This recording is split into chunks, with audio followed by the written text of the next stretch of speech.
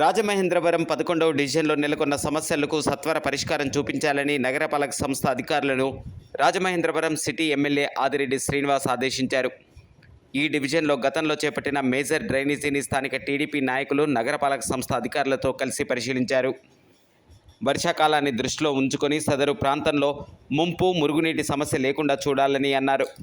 డ్రైనేజీలో పెరిగిపోయిన సిల్టును వెంటనే తీయించాలని, ఇంకా మిగిలిపోయిన పెండింగ్ పనులను సత్వరమే పూర్తి చేసి స్థానిక ప్రజలకు డ్రైనేజీ పరంగా ఎలాంటి సమస్యలు లేకుండా చూడాలని అన్నారు.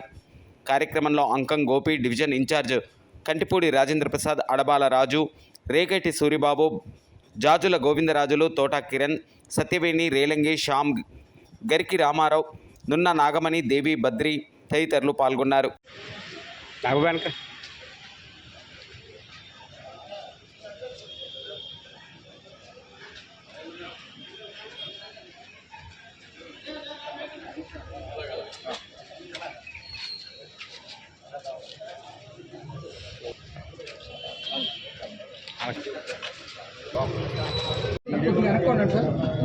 కొంచెం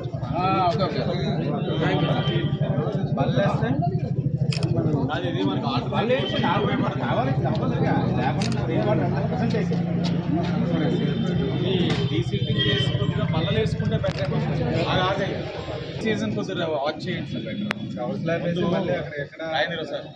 ఈ రైనీ సీజన్ కొద్దిగా డీసిల్టింగ్ చాలా ప్రయారిటీ. నేను కమిషనర్ గారికి కూడా అదే చెప్పాను, ఊరు నిండా డీసిల్టింగ్ చేయాలి.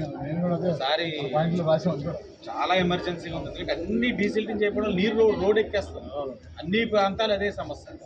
దీన్ని డీసిల్టింగ్ చేస్తే వర్షాకాలం మనం వాచ్ చేసి అప్పుడు ఏం చేయాలన్న దాని మీద దీన్ని కవర్స్ పెట్టాలా ఏంటన్నది ఆలోచిస్తే బెటర్.